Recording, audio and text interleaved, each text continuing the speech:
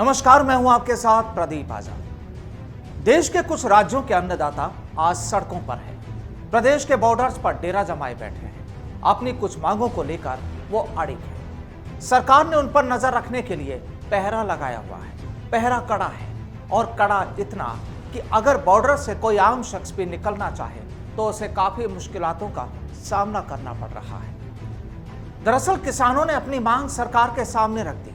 सरकार ने पिछले दिनों जो कानून बनाए, बस वहीं से अन्नदाता और सरकार के बीच टकराव हो गया। यूपी, राजस्थान, पंजाब और हरियाणा समेत कुछ अन्य राज्यों के किसान इस वक्त पूरे जोश में हैं। अब चाहे दिन की सुहानी धूप हो या फिर रात की ठंडक, लगातार जमे हुए हैं। सरकार ने उन्हें एक ठिकाना दिया कि वो वहां पहुंचकर अपना आंदोलन करें, लेकिन किसानों को यह मंजूर नहीं।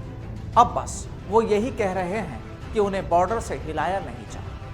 हाल ही में इन आंदोलनरत किसानों पर आंसू गैस भी छोड़े गए थे, पानी की बौछारें भी की गई थी, लेकिन लगता है वो अपने इरादों से डिगने वाले नहीं। दरअसल सरकार की समझाइश भी हुई है, किसान नेताओं ने बात भी की है, लेकिन मामला सलटा नहीं। और अब इसी आंदोलन के सहारे कुछ नेताओं ने अपनी सियासी चादर भी फैला दी। जाहिर है कि देश में जब भी इस तरह का कोई मामला होता है तो सियासत करने वाले भी अपना कोई मौका नहीं छोड़ते, और यहां भी कुछ ऐसा ही हो रहा है। अब इसमें कोई दो राय नहीं कि इन अन्नदाताओं की मेहनत से ही हम अपना पेट भरते हैं। कई परेशानियां आती हैं इन्हें, प्रकृति भी सताती है तो सरकारें भी, लेकिन यही लोग अपनी मेहनत में ना रात देखते हैं ना ही दिन। हम गर्मी में छाया और ठंडक तलाशते हैं, लेकिन यही लोग ना गर्मी देखते हैं और ना ही ठंड।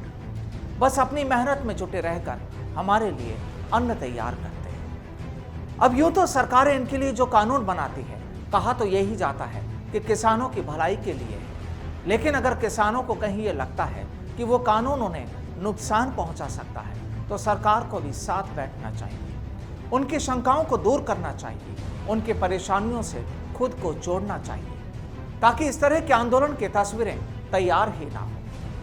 बहरहाल पिछले 4 दिनों से ये किसान जो अपनी लड़ाई लड़ रहे हैं, अब सरकार को भी आगे आना चाहिए, जानना चाहिए कि आखिर किस वजह से ये अपने आंदोलन को जारी रखे हुए हैं। और जाहिर है कि जब तक सरकार और किसान कोई रास्ता नहीं निकालेंगे तो परेशान तो आम जनता ही हो रही है, क्योंकि निकलने के लिए रास्ते तो उन्हें भी चाहिए।